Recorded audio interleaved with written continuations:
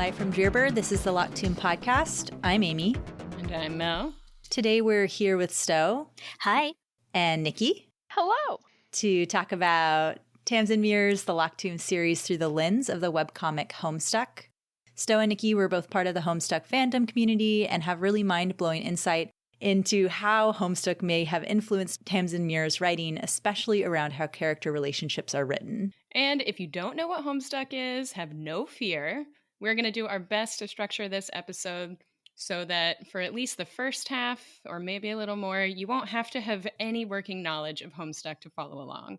But for those of you beautiful nerds who want to go even deeper, you'll have your moment towards the back half of the episode. But before we get started, we are switching things up, and Sto is actually going to share a joke with us.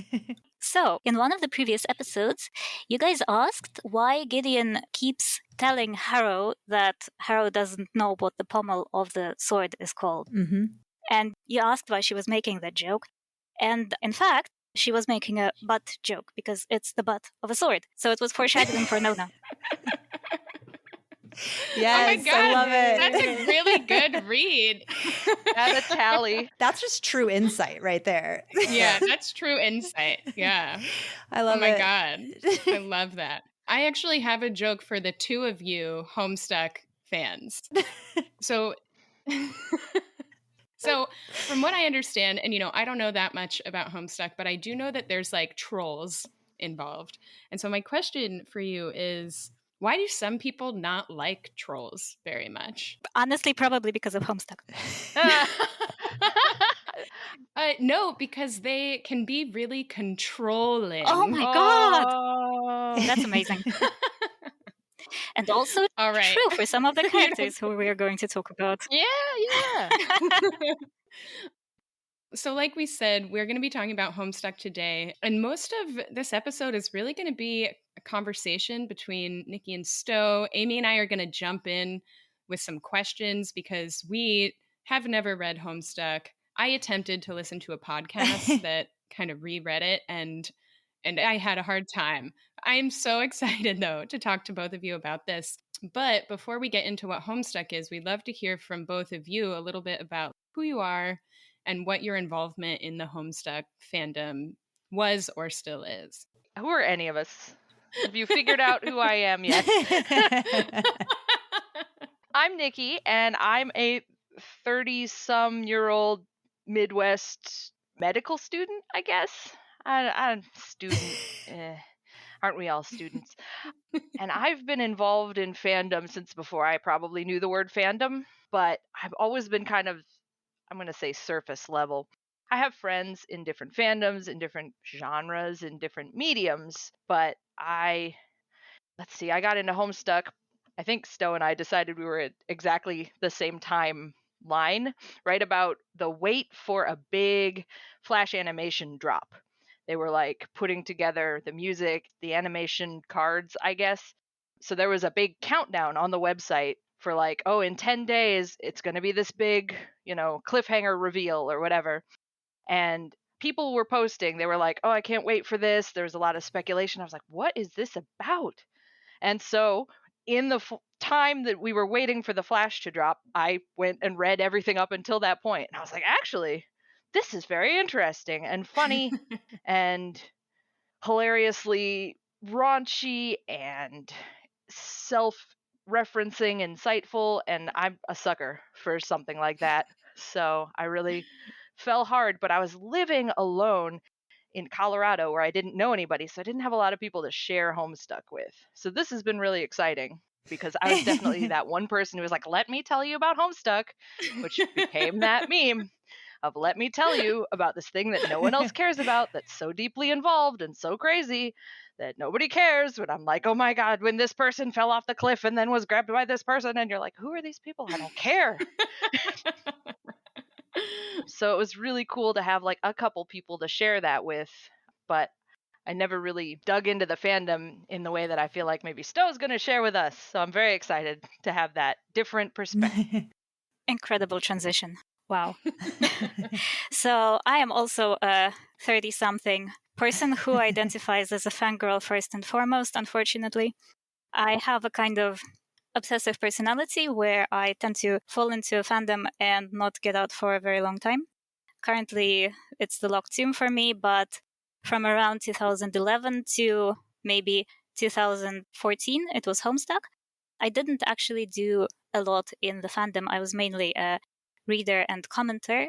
And the way I got into Homestuck was because I was following a fanfic author, actually Roach Petrol, who co-wrote one of Tamsyn Muir's most famous Homestuck fanfics. And yeah, from those fanfics, I surmised that there was gender stuff in Homestuck. And I was like, oh my god, a fandom with canonical gender stuff in it? I need to check it out. I bounced really hard off it a couple of times because the beginning does not have many hints as to gender stuff. But it did hook me at some point. So yeah, currently I am a cosplayer and fan artist, and you can find my over 80 The Adventure Zone cosplays at Instagram, my username being the_stolen_century. Nice. I also do some Locked Tomb cosplay right now. Amazing. Well, thank you both so much for hanging out with us today. Thank you for having us. Literally a dream come true. I told people, I was like, you'll never guess what I'm going to do. I'm going to be able to tell people about Homestuck. Exactly, yes. That's the dream.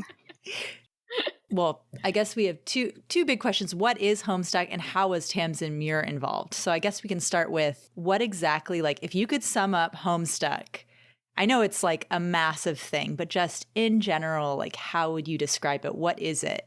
I'm going to cheat and I'm going to read off this description that I found from inskeeper.tumblr.com. People always talk, they're like, oh man, explaining Homestuck is so hard. And she says, explaining Homestuck isn't hard and doesn't take 10,000 paragraphs to do. You just don't know how to summarize things. Homestuck is a webcomic where there is a multiplayer video game called Sburb, which is a standard component of reality itself. Sburb, when played, destroys your original universe and transport you to a liminal place where the goal is to create a new universe and reality. Because all the realities are made by previous players of the video game, there's a large cast that follows multiple timelines/realities.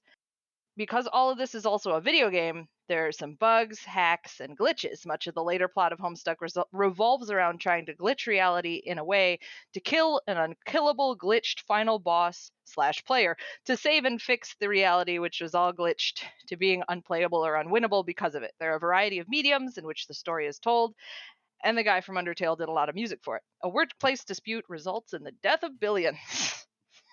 Wow. So basically, it's a 2000s web comic. Yes, it is over 8,000 pages. I think someone did a breakdown. It's longer than Ulysses. It's longer than the completed works of Shakespeare. Oh my god. Oh my god. Yes. And it's because the medium is web-based, it's so difficult to consume it any other way. A lot of integral things that happen in the plot are flash animation, or they're a mini game that you have to play, that you have to point and click adventure, discover what the answer is before you go on to the next page, or the music, or, you know, a lot of the dialogue is actually chat logs between internet friends who type back and forth to each other, and then the way that you tell who's saying what is different colors or different typing quirks. Interesting. And I know that Homestuck had like a pretty intense fandom. So how was Tamsyn Muir involved? Tamsyn Muir was one of the BNFs. Basically, she wrote several very famous and foundational fanfics for the fandom. Cool. So there was something that I was trying to understand, and there are a lot of podcasts out there that attempt to reread Homestuck and kind of like overlay some analysis onto it. Not totally dissimilar than what Amy and I do at the Locked Tomb Pod for the Locked Tomb series. And we'll link to some of those in the show notes for those of you who are interested and want to give it a try. But I heard something about how like Homestuck was developed, in that the creator of Homestuck interacted quite a bit with other people to create content. And I was wondering if you could share a little bit about that and kind of how Homestuck was created, maybe with other people. As far as I'm aware, Jailbreak was the first iteration of this style of webcomic that the creator of Homestuck made. It's pretty short, and honestly, I would say, as an aside, if you wanted to try Homestuck, try Jailbreak first. And if you were like, wow, that was dumb and stupid, Homestuck's probably not for you. If you were like, that's really funny that he made a sword out of hardcore porn and it doesn't actually work as a sword, it's just that people see a picture of a penis and start to cry, that's funny. If you find that funny, then maybe Homestuck is for you. So it was interactive in the sense that it was trying to replicate the concept of a point-and-click adventure game. If you've ever played anything like Spy Fox or Freddy the Fish or anything like that, or a point-and-click adventure where there's a person standing in a room and you with your mouse are trying to figure out, well, what if I use the key on the door? That'll maybe get me out of this room and I can continue the adventure. Jailbreak was you're stuck in jail and you're trying to break out of jail. And so you do things like use the key on the door and they're like, what key? There's no key here anymore. It's disappeared. What are you talking about? Things don't happen the way you expect them to happen, but he was taking reader suggestions of what to do next in the style of point and click. Cool. So things like you try to climb out the bars and like, well, the bars are too close together, but you do see someone down there. Maybe you can yell to them for help. They're like, yell to them for help. They don't hear you. Like, then what do you do is kind of the thing. Beyond that was Problem Sleuth. Problem Sleuth was huge when I was in college, and I didn't get into it at all, unfortunately. And I may go back. Slightly better animation, much more long form, much more balancing a genuine narrative with just complete offhand jokes, but still in a point-and-click adventure style of, oh, you try to leave this room and there's a giant bust of Ben Stiller in the way. Guess you can't go out that door. Got it. And Homestuck was, from the creator's description, a mix of that concept and a freer, more like focused narrative that he actually wanted to tell a creation myth story with this concept of a point-and-click narrative. And so while the beginning of Homestuck is still reader-based suggestions, toward I think he said the end of Act 2. I'd have to dig out my books with his commentary in them. He stopped taking reader suggestions for most things. I believe naming most of the characters that appear in the first few acts were reader suggestions. The first suggestion of what they should do was something. And he did things like the first character was the first name suggested. The second character he introduced was the second name suggested. The third character he introduces, he picks the third name suggested, and fun things like that. So it's fun to go back and read the forums and go, oh, that Dave was the third name suggested. Wow. Cool things like that. Man, I wish I got to name a Locked Tomb character. Yeah, that would have been cool. I wanted to say the next level of fan interaction happened around the introduction of two characters who basically ended up representing the two types of fan that Homestuck has attracted. Yeah. Homestuck's fan base is extremely diverse, and due to its roots originally it was a forum game that was hosted, I think, on the Something Awful forums. So due to its roots in Something Awful, it attracted that sort of the sort of fan base associated with that. And, that period of internet history was also a time of change between basically people being like, it's the internet, you can tell people to kill themselves, and people who thought that was not actually acceptable. So all these kind of divides in fandom culture, internet culture, modes of fan investment, and so on were kind of, Homestuck is kind of an actually interesting case study in that. So the two types of fans, one representing the kind of Something Awful type fans and one representing the Tumblr type fans, were created. And the Tumblr character was a fan artist who was actually following the lives of the characters and drawing fan art of them. Very meta. Classic. And the author of Homestuck actually asked a very prominent Homestuck fan artist, Shelby Cragg, also a co-author of Tamsyn Muir's, to provide that fan art. So Shelby Cragg kind of became the personification of that Tumblr creative side of the fandom. And how would you describe the character who represents something awful? And for those of you who maybe weren't alive when something awful was around, it predated Reddit. Yes, right? exactly. It's like yeah. Interestingly, that character ends up becoming the main villain of Homestuck. Yeah, unkillable, glitched god character. That glitched character referenced in the description is basically immature, angry man-child, I would say. Oh dear. Basically, the author kind of uses that character as a punching bag. Yeah, it's definitely so meta. Yes. It's so self-referential and wrapping around itself, even when there aren't direct influences from the audience where they were like, oh, you should name this character this and they should go here. This is the character that's obsessed with Japanese culture. This is the character that's obsessed with social justice to the nth degree that means that people maybe don't want to hang out with them as much. This is the character that draws fan art. This is the character that makes Potter puppet pals, but for these other characters. This is the character whose speech bubbles are literally 4chan panels. Yes. Wow. Fascinating. I mean, it makes sense that there would be such a kind of cult following of something like Homestuck. So many people probably saw either themselves or people they interact with on the internet in here.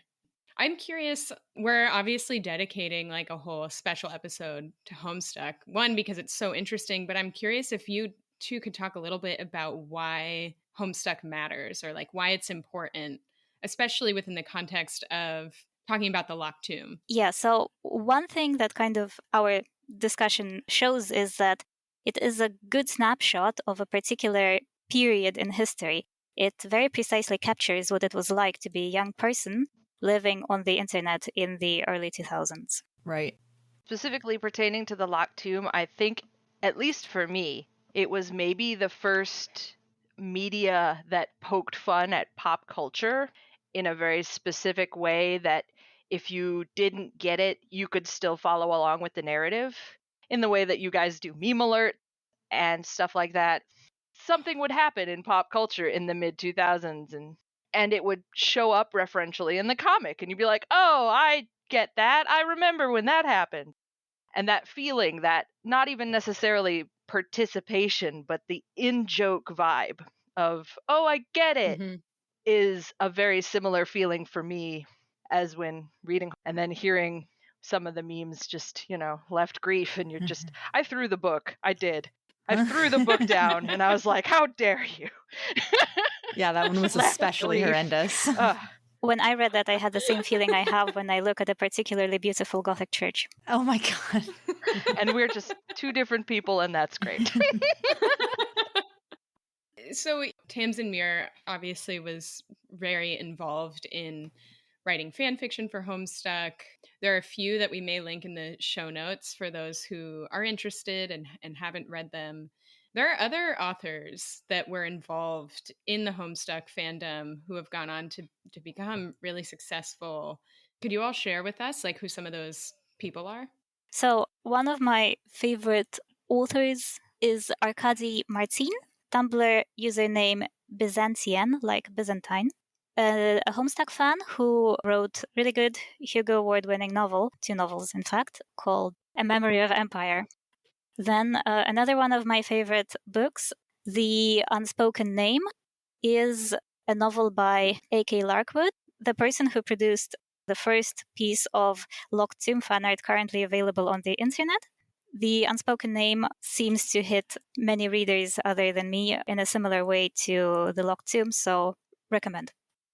Vivian Shaw, Tumblr username Cerulean Cynic, who has written a series called the Greta Helsing series, which does kind of interesting things with memes applied to things that they are not necessarily usually applied to. The game Undertale is famously created by Toby Fox, as he was living in the basement of the author of Homestuck. Oh, wow. Steven Universe, for example, we know that at least one of the animators was known in the Homestuck fandom. No way. Yeah.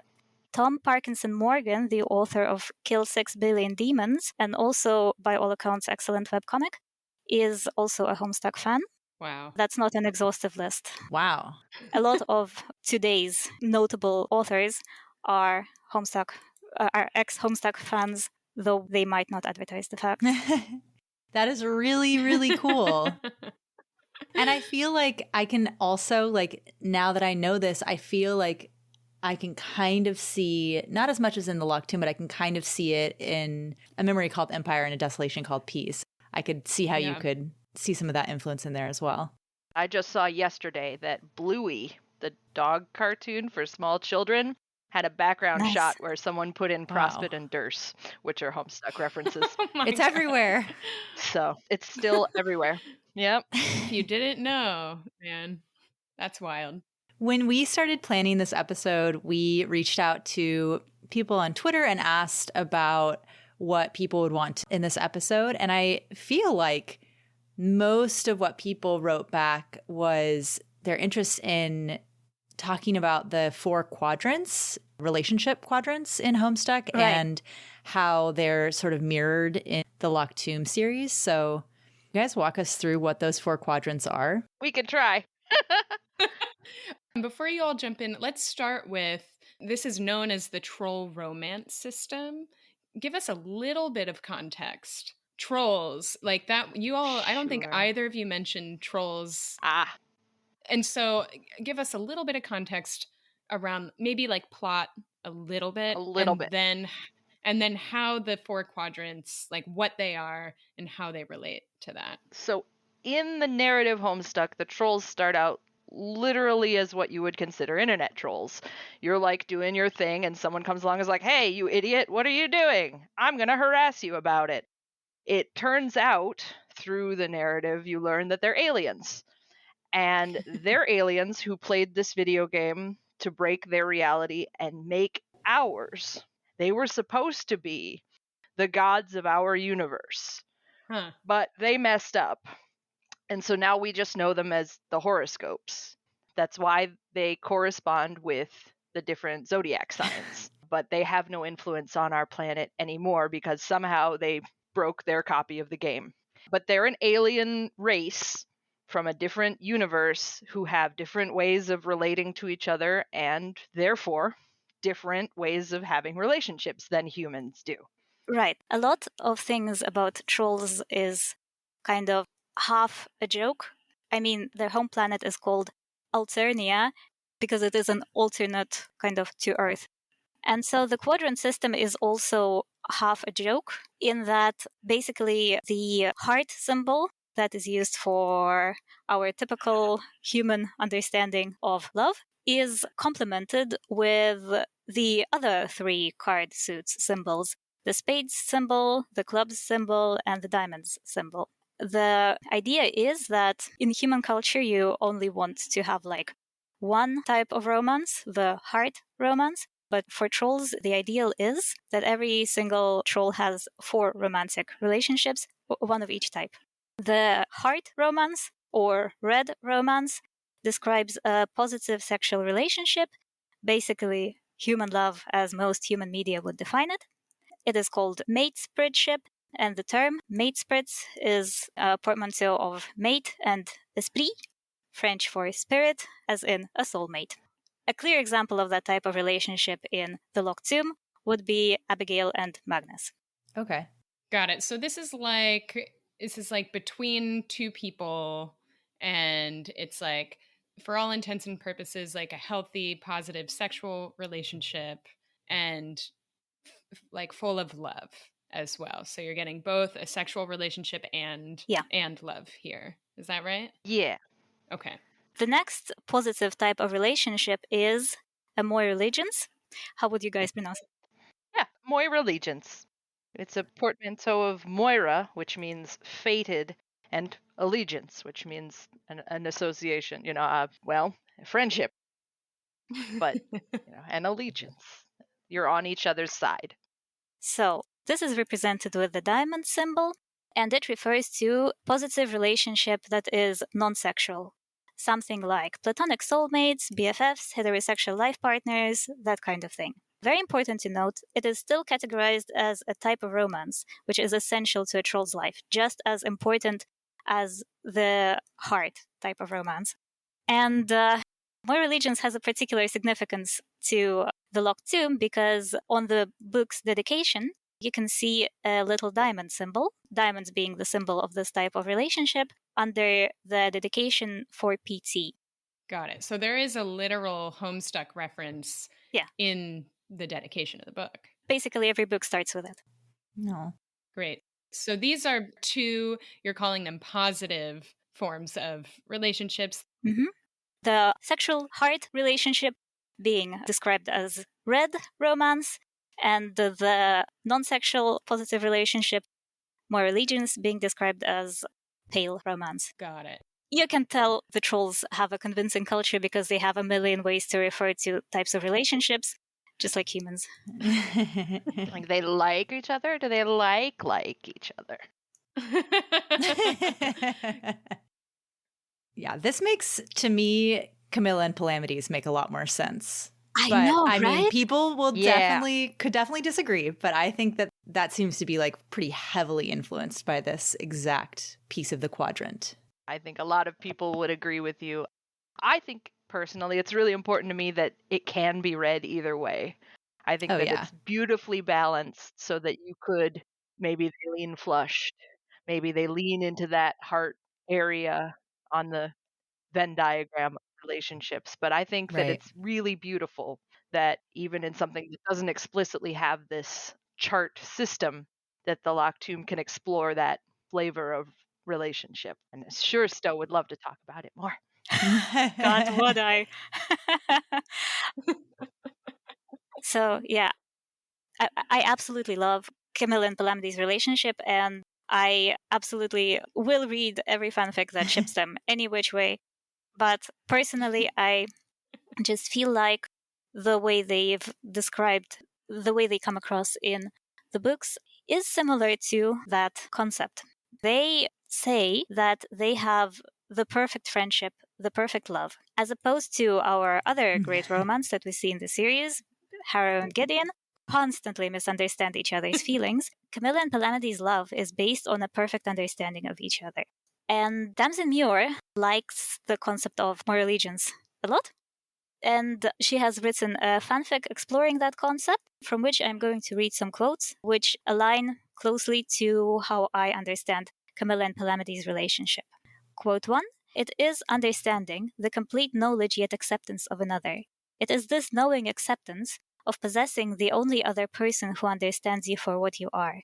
It is pity without contempt." Quote 2: "It would be disrespectful to imply that the criminal's moirail had no hand in their crime." Which reminds me of Palamedes saying, of course he'd help Camilla hide the body. Right. Totally. And finally, an etymological explanation saying that the closest root to the word moirail means something like complement, Huh. the other half. Also, moral allegiance includes an element of calming down your partner or stopping their murderous rage. And it is the relationship that is specifically said to be there so that trolls who are on a murderous rampage can be stopped. Which very much reminds me of that moment when Gideon first interacts with Camilla, and Camilla attacks her like a hurricane, and Palamedes basically tells her to stand down, and she stops immediately. That scene would be definitely part of a steamy Moral Allegiance porn novel. Oh my God. Wow. Personally, I really love the concept that you can have pornography for every type of relationship, even if that relationship is non-sexual. It just includes extremely intimate acts of caring for each other and so on. Wow. Nona the Ninth is moirail porn. Wow. That's amazing. I know, right? It really is. Yes. Yeah. Yes. Yes. But again, not to denigrate Wow. people who ship them with a sexual element, because apparently that's a sore topic in the fandom. Ship them all day. Mm-hmm. I love that. All right, so that's moirallegiance, right? And so there are two more types in this quadrant. And so these ones, I'm assuming you shared two positive ones. Are the next two negative? Yes, exactly. Do you want to start with auspisticism What? or kismessitude? What? Who named these? The author. The author of Homestuck really loves silly Yes. portmanteaus, which is what kind of words like necrosaint and such remind me of, by the way.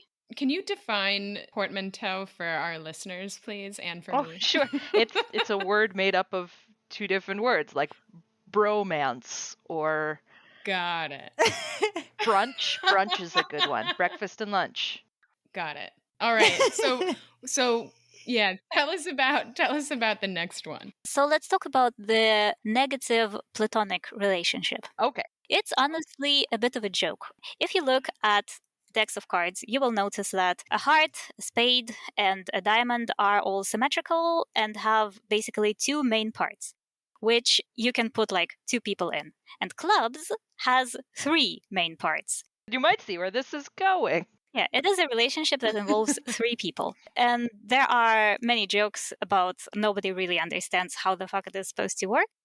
But this negative non-sexual relationship basically works like a typical example is if there are two people who really hate each other, but a negative sexual relationship between them would be detrimental to the health of society and the world at large, then a third person must step in to cockblock them. Yeah.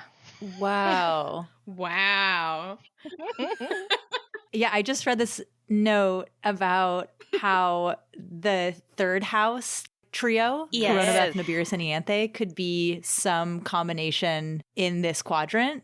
That's genius. That makes so much sense. Yeah, wow. That helps me honestly understand the dynamic much better. Although I still am curious about whose negative sexual relationship is going to be detrimental to the whole world. Corona, That's Beth, and fascinating. Ianthe. How does that play out? I think it's more societally. Like, if you're like, you can tell that your best friend has the hots for someone that's just absolutely wrong for them, you just make sure they're never alone together. I Kind see. of. It's not necessarily like it would destroy everything. It's that, like, boy, that would ruin our friend vibe at the board game table, you know? But also, Alternia, the troll planet, is an ultra-violent society where many things are heightened for dramatic and or comedic effect. So it is not hard to imagine something like a relationship between two people escalating to the extent where it ends up in mass murder. Oh. Very much. But I would point specifically to the scene where Corona is practicing swordplay and challenges Gideon and is like, fight me, let me test my skills. Maybe I could be a good enough cavalier for my sister. And Babs steps up and is like, you can't do that. You can't let her see that you're doing this. That would be very bad for her to see that you're training to be a cavalier. Her cavalier, that would be really creepy if Ianthe had Coronabeth as her cavalier. That would be Interesting. a detrimental relationship between the two of them. So in that place, Nibirius is auspicizing. Boy, there's a mouthful for you. So he's playing that third person that's keeping them from forming a detrimental relationship. Now that he's gone, supposedly, I wonder what kind of terrible relationship Ianthe and Corona will have. What terrible throne will she mount, you may say? Yes, you might. So wait, are you all suggesting that perhaps, and we can, if we don't want to put this on, we don't have to. I know this can be controversial in the fandom too. But are we suggesting that Coronabeth and Ianthe have a potential negative sexual relationship and that Nibirius is the cockblock? I've been trying to come up with a way to explain this. So basically, my understanding is we see all kinds of marriages between any kind of gender in the Locked Tomb trilogy. So basically, sex taboos seem to have been pretty much lifted. So instead, great cultural taboos seem to have been transposed onto the necro and cav relationship. So basically, the necro-cav relationship is the locked tomb's placement of sex. The metaphor. Yeah. Yeah, and I think that's the whole point of the essay at the end of the paperback of Gideon, where that, what is his name? Bias. Yeah, but he's clearly from the second, because bias. Anyway, where he talks about how it's really gross and dirty for a cav to marry their necromancer, or vice versa. That's the taboo in that society, and that whole essay is basically telling you this is the metaphor for the taboo things in this universe. Fascinating. So not necessarily. So basically, Babs would be stopping their taboo relationship. Whether it is sexual or not is immaterial, because that is the necro-cav taboo is the biggest taboo in this universe. Yes, perfect, exactly. Fascinating read on that. Definitely, necro-cav relationships between siblings have been forbidden after Augustine and his brother crashed and burned. Right? Right. Yes. Yeah.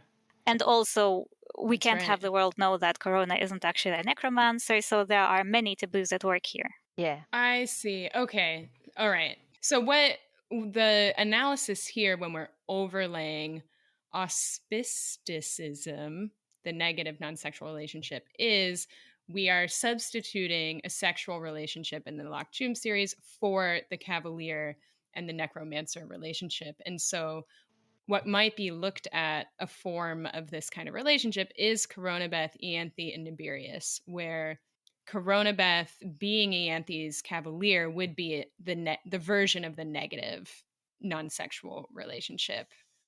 And Nibirius is stepping in to kind of prevent that from happening. Now that Nibirius maybe doesn't exist, it will be interesting to see what horrors come up as a result of having the third person no longer in the picture. Yes. Yes. But also the vibes that I got from them initially was Coronabeth being the person who steps between Nibirius and Ianthe, because Nibirius and Ianthe seem to have a very antagonistic relationship, like Ianthe mentioning that she always invited whoever Babs hates to their birthday party. And Corona kind of being friends with both of them and keeping them from getting too angry at each other. So an a club's relationship and there you go, an Ashen relationship Ashen. that doesn't always have to have one person being in a particular role. It can just be a group effort to keep each other from doing very bad things. Interesting. Wow. I know that it's not canon that these things are based on Homestuck in the Locked Tomb, but it seems like it would be a very, very crazy coincidence for this not to have been like a huge influence. Yeah.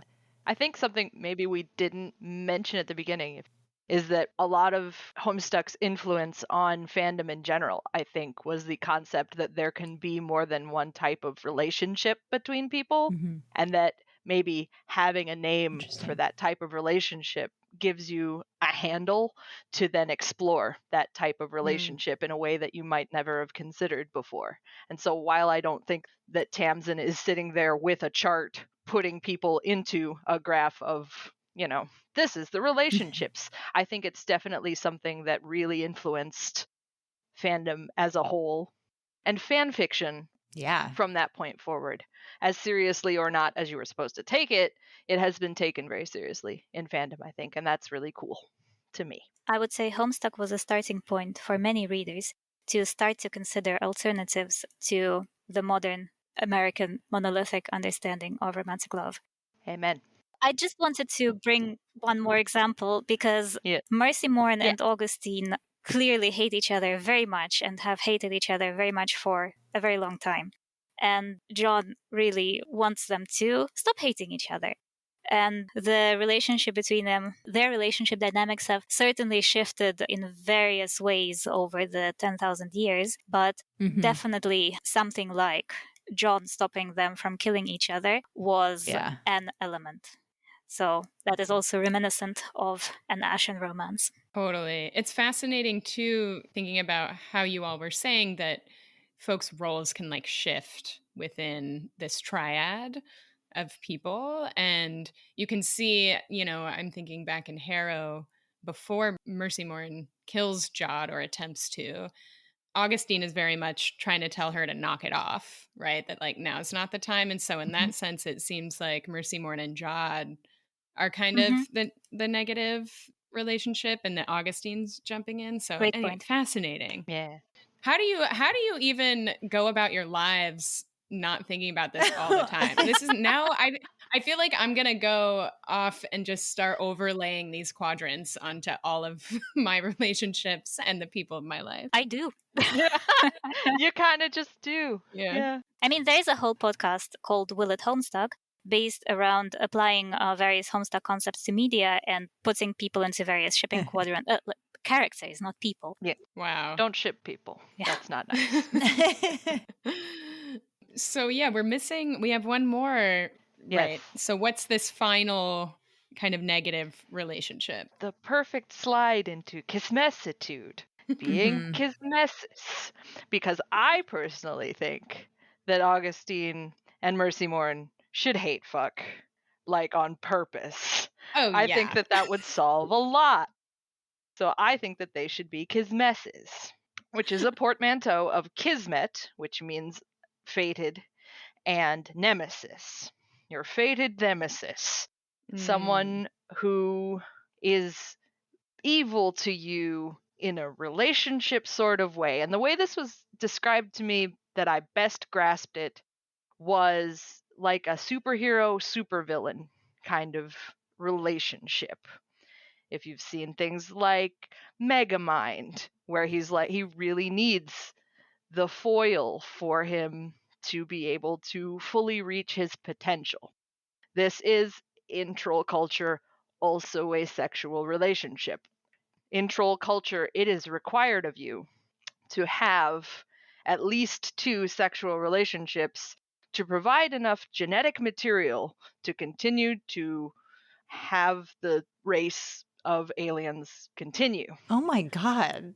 A robot shows up at your door with a bucket, and you must provide your genetic material, or you will be immediately killed. Jesus Christ. Oh my God. Yep. Your genetic material harvested through engaging in one positive and one negative sexual relationship. So these are mandatory. So consent seems a little gray here, but I'm curious, what's the simplest term for kismessitude? That would be spades. So in a spades relationship, is it a consensual? For trolls, yes. It has to be. Like, otherwise it wouldn't work. Got it. Otherwise, it's not a relationship. Yes. We do not know the exact means by which you produce genetic material. I'm sure you can find whatever you want to imagine. Wow, it also reminds me of Mercy having God's material, like the way it's described in the book. Yes. Very much. Very much so. So for me personally, the best way I understood it was if you meet somebody with whom you want to compete, like hate in the sense of competition, who spurs you on to be better through competition and antagonism. So for me, encapsulation of kismessitude would be of mutual consensual kismessitude would be the relationship between Ianthe and Harrow in Harrow the Ninth. Yes. We know that Ianthe became interested in Harrow when she realized that Harrow noticed how incredibly good she was at necromancy. And Harrow, likewise, considers Ianthe to be one of her very few peers, and this is where her interest in Ianthe stems from. And I feel like any kind of possible romantic tension between them stems specifically from this sense of this is my only peer, this is the only person who can be on my level, this is the only person who can really understand me, and this is the only person who can spur me on to become stronger, you know. Wow. And I hate them for it. And I hate them for it, but I also kind of want to kiss them for it. Yeah. It's that kind of thing. Wow, that's such a great encapsulation of that dynamic. I also got very strong kismessitude vibes from Gideon and Harrow's relationship in basically most of Gideon the Ninth, because we know that they absolutely fucking hate each other, no offense, And yet, they both seem also to be feeling differently towards each other. There's that perfect line, isn't it, where Gideon says, in Harrow, at the end of Harrow, she says, "You hating me always meant more than anyone else in this hot and stupid universe loving me. At least I'd had your full attention." Oh, yeah. That's Oof. just messy. Yeah. I know, I'm getting chills, right? Wow. Wow. So is it possible then, because I feel like it kind of moves, Harrow and Gideon's relationship kind of moves away from that, or seems to be moving away from that. Is that normal in Homestuck? Can you like change your relationship with another troll? Well, trolls are basically also people. And they also grow and change, and they misunderstand their feelings, and they gain better understanding of their feelings, and so on. So obviously these relationships grow and change with time. But however, because there are 4 different types of relationships, you can end up in a situation where you have to break up with your romantic partner as one thing and strike up a new relationship with them as another thing, for example, if your feelings towards them have changed. But perhaps a better way of understanding Harrow and Gideon's relationship is quadrant vacillation. Quadrant vacillation is a Homestuck concept referring to a relationship between 2 people that encompasses more than one quadrant, basically rapidly swinging between those 2 poles. So, like, today I hate you, but tomorrow I feel like you're my best friend. And the day after, I hate you again. I've heard both of you use the term flush. Am I hearing that right? Like, what is that? Oh, red. Oh, Like okay. blushing. But it's all so Okay. ashen is the gray, which is clubs, which is auspicious. Black for spades for kismessitude. Flushed is hearts for blushing, for human love Got it. equivalent. Got it. And then pale is the diamonds. Okay. And so, as a single troll, are you meant to have all 4 of these types of relationships at any given time? That's the ideal. For a healthy, I put this in quotes because, like Sto said, it's an ultra violent, conquering society of aggressive creatures. But yes, to be a fully fulfilled being in that society, yes, you would need to have someone in each of those quadrants. Great. I like to imagine that it's, like Sto said again, the heightening kind of pressure of human society. And it's like, you have to have a romantic relationship or else you're nobody, or else your life isn't real. If you don't get married to someone and buy a house together and get a white picket fence, then you're not fulfilling your life's purpose. This is jokeified in Alternian culture by saying, if you don't have someone in each of these quadrants, a robot comes to your door and kills you. Right. It's kind of like the total other end of the spectrum here. Right. I see. That's really funny. But also, this means that all trolls are polyamorous and bisexual by default. Yes. Gender does not Yes. matter in troll society in this way. Neither for relationships nor for procreation. I love that. I Wow, love that is very cool. For me personally, the Homestuck fandom was where I encountered the opposite of ship wars. The fandom seemed more open than usual to multi-shipping, which was probably helped by the multiple types of shipping available, but also by the fact that Homestuck tends to not show key moments in relationships, in plot, on screen, and only allude to them after the fact. So this leaves a lot of room for interpretation. And personally, I also enjoy that in the Locked Tomb. I love how we don't know exactly which relationships are romantic, which are platonic, which are deadly. We do not know what exactly happens between Gideon and Harrow in the pool after and then could say no more. Is there a kiss? Is there a hug? Do they try to kill each other? Probably not, but hey, we do not see what happens between Corona and Ianthe when they meet up again in Nona. We know that whatever it was made Nona assume that Ianthe was Corona's boyfriend, but we don't know what the noises she describes signified. Basically, Muir leaves space for conjecture. I like to think of it as she treats relationship the same way that cosmic horror treats monsters. you are never shown what exactly the monster or the relationship looks like, because what your mind conjures up is more effective than a precise description. Yes, I love that. There's so much that is happening off screen, off the pages, right? And so it lets our minds kind of create whatever we want, which in a way, kind of how you all are talking about the author of Homestuck taking suggestions from people is not dissimilar in that we can create whatever stories we want from what Tamsyn Muir is giving us. So that would be a great transition to the concept of dream bubbles. Dream bubbles, yeah. I was just thinking that. Yeah, so talk to us about dream bubbles and what the hell that is in Homestuck. And then of course we know, there are dream bubbles in Locked Tomb. So yeah, how do they compare?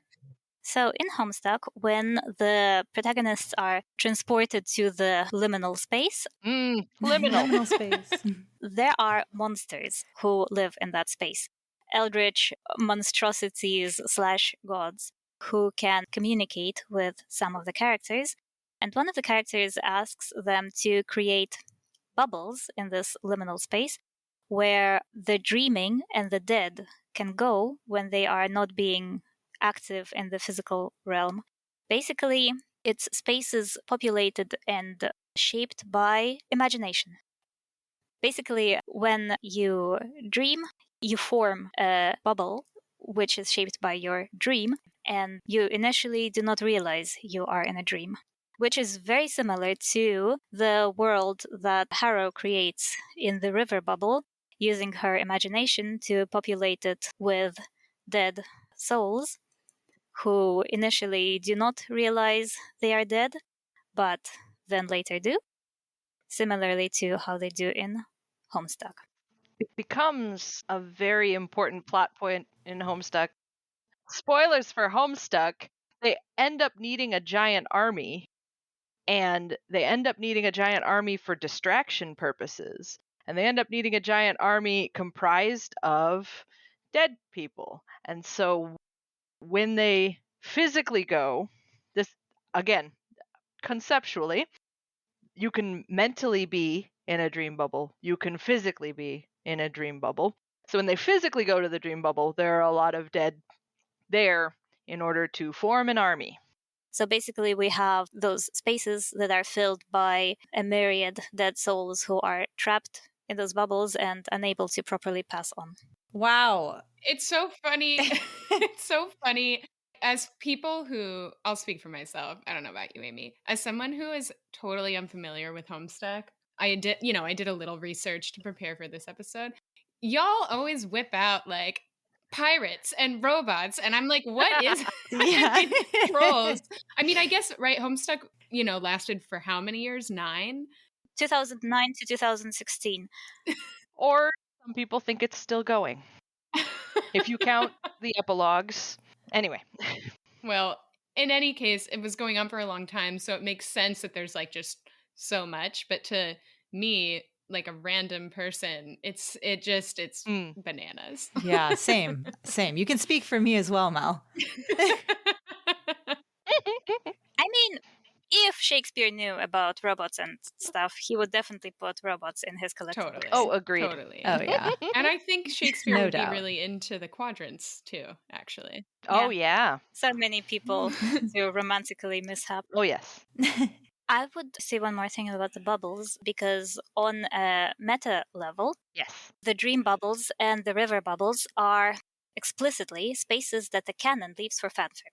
Like in chapters 40 to 42 of Harrow the Ninth, where Harrow creates all those different AU scenarios. Whenever you write a Locked Tomb fanfic, you can just say, this is canon compliant. This is one of the scenarios that Harrow dreamed up in the bubble that we have not seen. And the bubbles in Homestuck have the same function. Basically, whatever fanfic or AU you imagine, you can just say, this is happening in canon, in a dream bubble. Because we see some real weird shit in the dream bubbles. Mm-hmm. Yeah. And the author themselves have specifically said explicitly, anything that you dream up can be real because of this. Both the author of Homestuck and Tamsyn Muir have expressed that specifically to the fandom. This is real because of this situation. Please dream up whatever you can imagine. Please engage in the fandom. And I think that's beautiful. Yeah, that's so That cool. is so cool. And also, I just thought about the fact that Ortis is reading fan fiction inside of like the fanfic bubble. Like, this goes so deep. Someone out there is writing the Noniad. No way. They're like, I've got to finish this. Yeah. Oh my God. Of course, right? Right, of course. Because we're all just so extra. Oh my God, that's so funny. I can't wait for that. I'll dig it up. If you are the one doing that and you're listening, please share it with us. Or yeah. We're going to try and find it. I just saw it yesterday, so got to be around. Amazing. Can I just throw in here real quick, specifically in the Dream Bubbles? Yeah. In Nona, a similar reference is the use of quotation marks. I don't know how I can describe this succinctly, but I will try. In Homestuck, typing quirks are how you can tell who's talking. And I say talking because a lot of stuff is done literally in the narrative as typing. Most of the characters are not in the same place at the same time, and they're texting to each other. But it's a significant thing when you know that, because this character used 8 exclamation points, you know that's Vriska. I think it's important to note in the Jod chapters when they don't use quotation marks as to who's talking.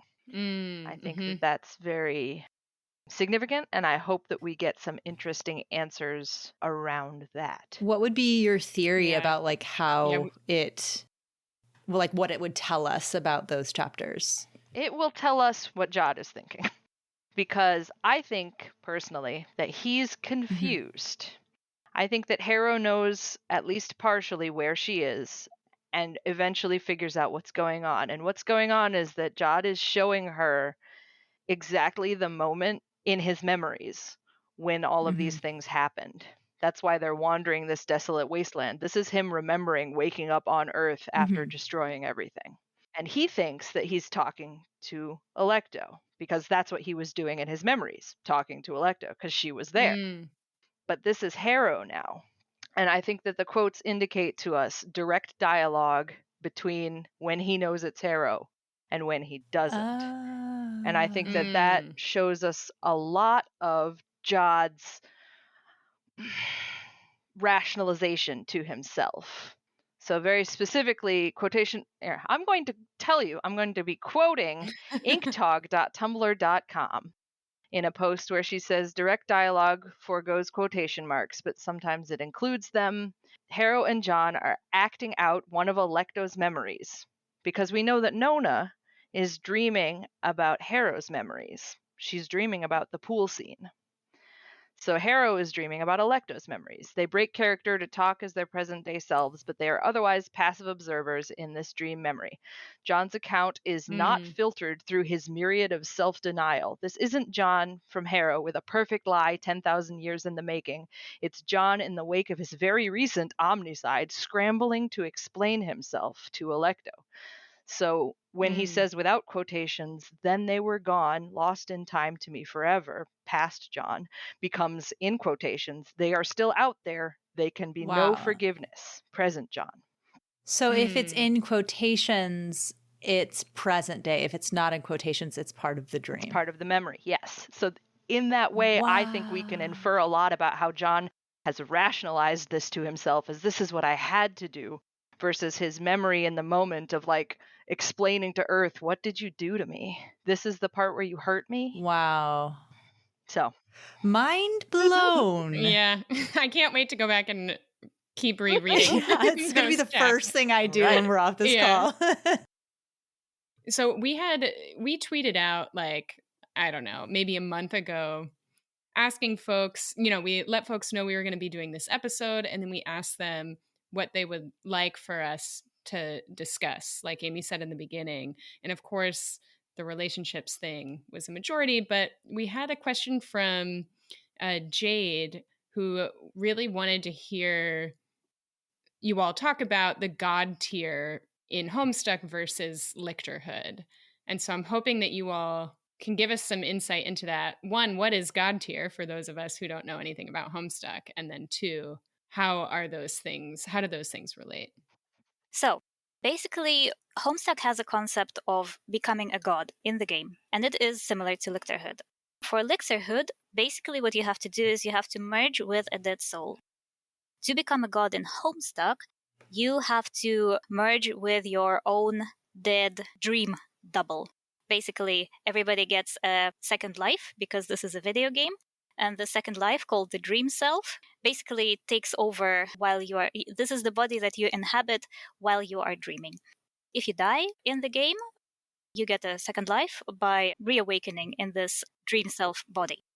But to become a god, what you have to do is you have to die in this. You have to basically kill your own self, kill this dream self of yours in a particular spot, and then you will merge with your own basically dead potential, your own dead soul, and ascend to godhood. Oh my God. This is just wild. Yeah. So basically, this is the game that you are playing, basically tells you becoming a god is almost unavoidable. Like, killing your double is almost unavoidable. Just like in the game of becoming Elixir in Gideon the Ninth, the rules that you're following say that you have to become a god, but you have to commit murder in order to do it. Yeah, wow. I think it's really interesting, particularly that Homestuck explores that from a very positive lens. Like, that's just how you play the game. Yeah, you did it. But in the Locked Tomb, it's kind of like, maybe you shouldn't have done that. Maybe you don't need ultimate power in exchange for murder. Basically, Homestuck kind of does say that the trauma was justified, but it has an easier way of saying that because the trauma is inflicted on your own self for your own betterment. Yes. Whereas in the Locked Tomb, you have to kill somebody else to become a god. Right. Do you want me to take over with the conditional immortality? Yes, please. I'm very excited about talking about this. This was something that I found very interesting when reading Homestuck. You know, your character, your fave, they've achieved godhood. You're like, all right, they won the game. And they're like, oh no, the game's not over yet. This is just another level. You have conditional immortality now. You could still be killed. You have cool powers. You have cool weapons. You can, really achieve great things now. But one of the characters questioning achieves the answer that you may be killed in one of two ways. You may be killed by opposing a corrupt adversary and dying for a just cause, as though through martyrdom. This would be heroic. Or you may be subject to corruption and slain by a hero. This would be just. So you can die a heroic death, or you can die a just death. And whatever the mechanics of the game decide means that you die or are resurrected instantly because, oh man, you just backstabbed me? That's not just or heroic. I just get to come back to life for that. And this really reminds me of how we know some of the lictors have been killed by opposing corrupt adversaries and dying for a just cause, or perhaps being subject to corruption and slain by a hero. We may see the conditional immortality of the lictors come into play later on. And very specifically, I think that when Augustine says in Hera the Ninth, when he's talking about Cyrus luring one of the resurrection beasts into the black hole, he says, you can't even pronounce one a hero until they die heroically. And that's straight from Homestuck. Wow. That's why Cyrus died, because he died heroically versus, poking a hole in Mercy Morn's skull wouldn't necessarily kill her. Interesting. I'm kind of curious, when Mercy Morn kills Jod and then Jod comes back as well. Right. So that would be kind of like a backstabby sort of death. Wow. Wait a moment. So, are you saying that the only reason why Jod came back is because Mercy Morn was operating on a false assumption? She assumed that he actually, that the type of lictorhood he had with Electra could have been achieved for her, which is impossible because her cavalier is not a planet. Way. But if she had been acting justifiedly... That's what I would argue. Yes. Huh. Wow. I think that Jod knows why it didn't work, but I don't think he did it maliciously. I don't think he said to them, yes, go do that thing where you kill somebody else and merge with them, and then you'll be on my level. Great. I think he was like, I got all this power. You guys can hang out with me if you want. And he turns his back for a second, and he looks and he goes, oh shit, they killed themselves and each other again. We'll just go with it. That's a really generous read on Jod. I'm curious. Yeah, I'm curious about that. Don't think he's a good guy, to be clear. Yeah, sure, totally. But it is giving him a little bit of a benefit of the doubt, which I feel like people do deserve, even if they, I don't know, does Jod deserve it? I'm not sure. By the time we get to Anastasia, I think that was absolutely malicious. By that point, whenever that was, he stopped her on purpose. And he stopped her on purpose by killing Samael. So I put him completely on the hook for that. But I think that maybe metatextually, the reason that Jod's death doesn't stick is because Mercy Morn is blaming him for the wrong thing. Yes. Fascinating. Something you said earlier stuck out to me. So you said you have achieved godhood and you think that's it, I've won the game, but actually you find out it's just another level and you have to keep playing. And that is totally the feeling I had at the beginning of Harrow. Like, you have become a god, but you still have to play this game and you're just on another level now. Mm-hmm. Where you could have ended Gideon the Ninth and gone, all right, Harrow won. It was a terrible cost, but the end, she got what she wanted. Yeah. I feel like this kind of leads into something you all had been talking about around, I think the note is like immortality sucks. And so what is that kind of like motif or theme in Homestuck and then as it sort of pertains to the Locked Tomb? So in the dream bubbles, at one point, we meet a group of people who are, a group of characters who are untold millennia old. They have died and have been stuck in the dream bubbles basically for millennia. And during that time, because they are dead, they have been unable to develop as human beings. They have been basically forced to recreate the exact same relationships and resentments with the exact same group of people forever. And in my parts of the fandom, it is viewed as a tragedy to have been immortal like that for that long. And that totally reminds me of the immortality of Mercy Morn and Augustine. Their immortality means they cannot grow and change. They are forever stuck being the person they were, burdened by the same guilt they were burdened by, interacting with the same very limited circle of people that you resent for different reasons forever. Despite Jod trying to wipe their memories. Yeah. So theoretically, the lictors can interact with other people, unlike the Homestuck group of characters that I was talking about. But mortals, to them, can hardly matter by virtue of their negligible lifespan. Could be that Wake was an exception because Pyrrha and Gideon both seem to have extremely vivid memories of her, but also could be that in 100 years, she will kind of fade from their memory. Interesting. So this Twitter user at Liminal Lines asked us how characters echo each other, like Vriska to Yanthe and Feferi to Corona. Is that something like you guys have noticed direct mirrors in the characters of Homestuck to characters in the Locked Tomb? Very much Definitely. So. There's one character whose similarity is absolutely incontrovertible, namely Nibiri's Turn, the Pompadour douche. There is a Pompadour douche in Homestuck who is absolutely hated, despised, and ridiculed by the narrative. He is known for his sculpted hair, expects admiration and love from people, and is annoyed when they don't. Metaphorically speaking, look at his pecs in the swimming pool. He has a very complicated, seemingly love-based relationship with the princess, and a hate-based relationship with a scheming female character. With one arm. Yes. So basically what I'm saying is, if you like Nibiri's Turn, you should try reading Tamsyn Muir's Eridan fanfiction. Oh my gosh, I will be doing that. Not that I like it. Yeah, we'll definitely be doing that. Also, we'll link it in the show notes as well. Make it easy for folks. Or tweet it out. Speaking of scheming women with one arm, Mhm. a parallel that is very often brought up is Ianthe and Vriska. Now, we know that Vriska and Ianthe are not exactly the same character. Tamsyn has mentioned that Ianthe was based on the Draco in leather pants archetype, but how many Draco in leather pants do we know who are female? 2 at least. Ianthe and Vriska. Right.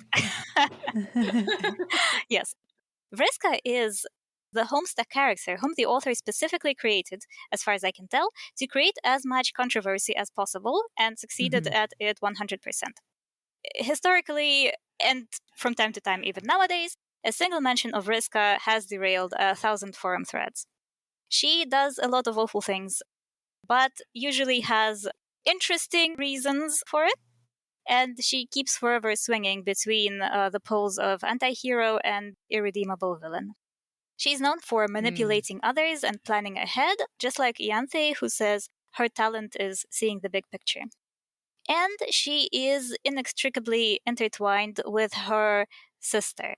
Vriska in Homestuck does not have a physical sister because there is no such thing for trolls because of their different reproduction, but they call each other sisters.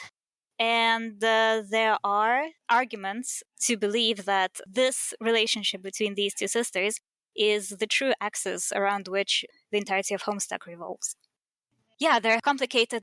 Love, hate, the way they hurt each other and the way they try to find each other and mend their relationship and justify their actions to each other and so on. Is this the part where I have to say, purely for the meme, Vriska did nothing wrong? We definitely missed the part where we should say content warning Ianthe Tridentarius. Oh my god. Oh, yes. That was a huge. That's how you got people to argue. Was you just said, "Well, Vriska did nothing wrong," and I believe, I don't know if you can back me up on this, Sto. I believe there was a level of donation into the Kickstarter where you could get the author to say anything you wanted. It reminded me a lot of when you got Moira Quirk to say that Harrow said all your base are belong to us, which was beautiful. Beautiful. So they got the author to say Vriska did nothing wrong. Not that they necessarily believed that, but it started so much fighting because she does a lot that's terrible. Yeah. But in pursuit of the narrative. Yeah. I mean, morally ambiguous characters, right? I mean, that's all of the Locktomb. Also, is like there's lots of questionable behavior happening, and who are any of us to pass judgment? We'll say there are some acts that clearly are wrong, but does it make the person bad? It makes sense that this character would be so heavily debated. I think Ianthe is also, right, so heavily debated. Although I would argue, at least from what I see on Twitter, a lot of us are major Ianthe stans, you know? And like there's something interesting about that. Oh, for sure. An interesting character isn't necessarily a good person. I just feel like I had to say it for the meme. Totally. I do just want to throw out there, I think that Ianthe will lose an eye, because that's a very narrative trope in Homestuck, is if you lose an arm, you also lose an eye. That's what happens. What? Okay. I mean, Ianthe has lost both her eyes. That is true, but I think maybe Babs will come back and pop one of her eyes out of her head. I don't know. Fascinating. Interesting. We'll keep an eye out for that. Yeah, I'm calling it now. Dibs on that theory. So, finishing the third house triad, Corona and Teferi are both kind of naive and kind of sheltered princesses who truly believe, as far as I can tell, that they can create a juster and kinder world out of the complete horrifying dystopia that they were born into. Visually, they are distinguished by purple and gold colors, and being pretty freaking muscular. Yes. Also, Feferi's weapon and basically signature everything is a trident, so Tridentarius, right? So they play the same role towards Naberius and Eridan. Interesting. I guess I'll grab up Gideon then. So Tamsyn has specifically said that Gideon is wearing Dave's sunglasses. Like, she said that she's like, oh yeah, those are Dave's sunglasses. One of the characters in Homestuck wears aviators from a movie with Ben Stiller in it. Anyway, it's not important. They're the sunglasses that let you see the universe. Starsky and Hutch, I think. Yeah, there you go. But they're mostly a stylistic choice in Homestuck. But they are also the way that Dave disguises his eye color for a little while. Dave's eyes are red, I will say. But the color red is also associated with Gideon. I loved what you put in here, Sto, about the foster guardians and the abusive household devoting themselves to the sword because it's the only way they know how to win any kind of approval from the adults in their life. That was really something that I missed out on. And the irreverent humor and the martyr complex are all things that Gideon and Dave share. And my personal pet theory, I think they also have time powers. But I'm just going to leave that there. So Dave's significant other at the end of Homestuck is called Karkat.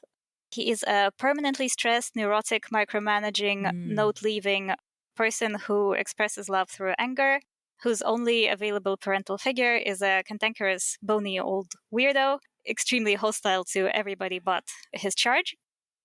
So that is a character who reminded me a lot of Harrow. But actually, I feel like Harrow has more parallels with Dirk Strider, Dave's brother.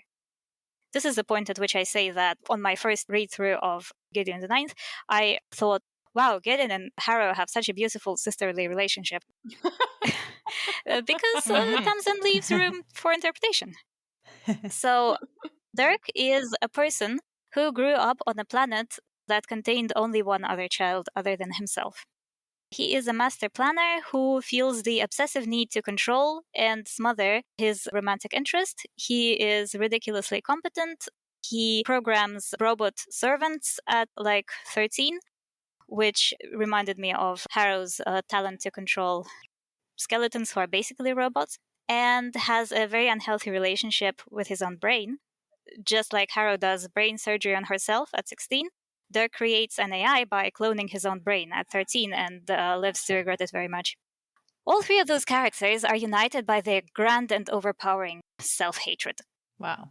People have also pointed out parallels between Harrow and Rose, Dave's other sibling, precocious, brilliant teenagers, and specifically it is Harrow's speech patterns that are kind of Rose-like. Rose likes to use kind of complicated words and such. Flowery language. And the final person whom Dave is shipped a lot with is the troll Terezi. Specifically, Terezi was the protagonist of one of Muir's largest and most famous fanfics called the Serendipity Gospels. The Serendipity Gospels deals with basically two very different people who are forced to live and work together. It is a story of a reluctant forced partnership between an extremely smart girl who is frequently described as pointy, namely Terezi, who reminds me of Harrow, and a strong, physically imposing and mellow himbo type of character. These two seem to be torn between hating and pitying each other, and I think they end up fighting against the murderous space empire eventually. There are some very clear parallels to Harrow and Gideon. So Tumblr user Six Cavalier has pointed out that both contain scenes where the cultist paints the face of the non-cultist with their black and white cultist grease. Then the non-cultist looks in the mirror and says, I look like a douche. In the fic, in the Serendipity Gospels, the scene is very erotically charged, so if you think Gideon the Ninth needed more of that, feel free to read it. Possibly also the government assigned a partnership between these two. All people like them are forced to partner together. So basically, high-caste juggalos with psychic powers are assigned a partner who is a lawyer. this obligatory partnership may have formed the basis of the Necro and Cav relationship for Muir. However, I didn't read beyond the first couple of chapters because the fic was too dark for me personally, so I cannot say any more on the subject. Definitely take note of the content warnings. Since we're speaking of fanfiction, a Homestuck fanfic that you can read without any knowledge of Homestuck is Froth and Frogs. Basically, the summary is a young girl who is bubbly and has very weird interests and thinks weird things are beautiful, who reminds me very much of Nona, has a crush and kisses her crush, and it is very cute. Oh. I could also recommend A Hymn of Empire, which reminded me of Corona Beth and Tiberius growing up as the ruling class of a murderous empire and understanding what that entails and dealing with the responsibilities and finding a place for themselves in that world. It is about the two characters whom we have described as similar to Corona Beth and Tiberius. You might not get most of it without Homestuck knowledge. Fanfic that I think you might understand without too much background Homestuck knowledge is Case Studies on Moirallegiance. This is the one that I quoted when talking about the positive platonic relationship. Basically, it's a treatise on that relationship with some examples. And finally, my own personal favorite is Homestuck. It is one of the most important role reversal fanfics in the Homestuck fandom. If you like Harrow the Ninth, Chapter 40, the Harrow Nova chapter, you might want to read this one because the oppressed characters are raised up, whereas Eridan, who was previously a member of the ruling class, is now an outcast, which makes him far more sympathetic, which is kind of the same dynamic that we have with Harrow Nova. But again, you might need Homestuck knowledge to fully understand the role reversal aspects of it. It is very good. I will say I read the case studies on Moirallegiance, and I will say that and I haven't read, I don't know anything about Homestuck, and it worked for me.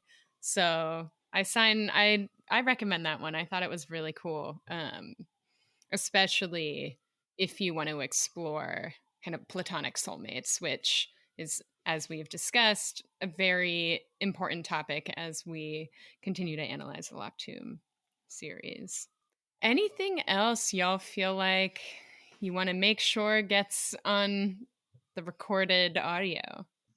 I mean, I definitely want to acknowledge that someone asked for music recommendations. Oh, yeah. Yeah, that tweet was from at Utility Whiskers. Yes, Utility Whiskers, a Locked Tomb soundtrack. I went and put together a little tiny YouTube playlist. I'll put together some commentary for my thought process behind that. I think we're kind of using this big document that Sto and Nicki put together with thoughts on how the Locked Tomb and Homestuck are connected, and we might try and clean that up and put it out into the world so that people can see everything that we weren't able to cover in this episode. I love that. We'll share playlists that Nicki put together in the show notes as well. A lot of good content for y'all to bide your time with as we wait for Electo to come out. Yeah. Well, thank you, Nicki and Sto, so much. This was so much fun. Learned so much. I have to say, as someone who is unfamiliar with Homestuck, this is just fascinating.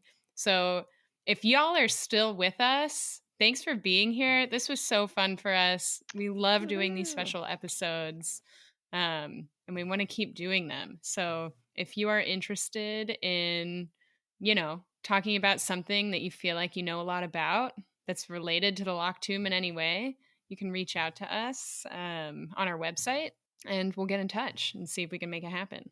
Can I make one more pun for the parting? Of course. The first chapter of Gideon the Ninth starts with Gideon trying to escape Gerber because she's Homestuck. What a great way to end this episode. Yeah. Thank you guys so much. So I'm Amy. I'm Mel. And I'm Sto. And I'm Nikki. Whoop, whoop. And we'll see you next time here at the Locked Tomb Podcast.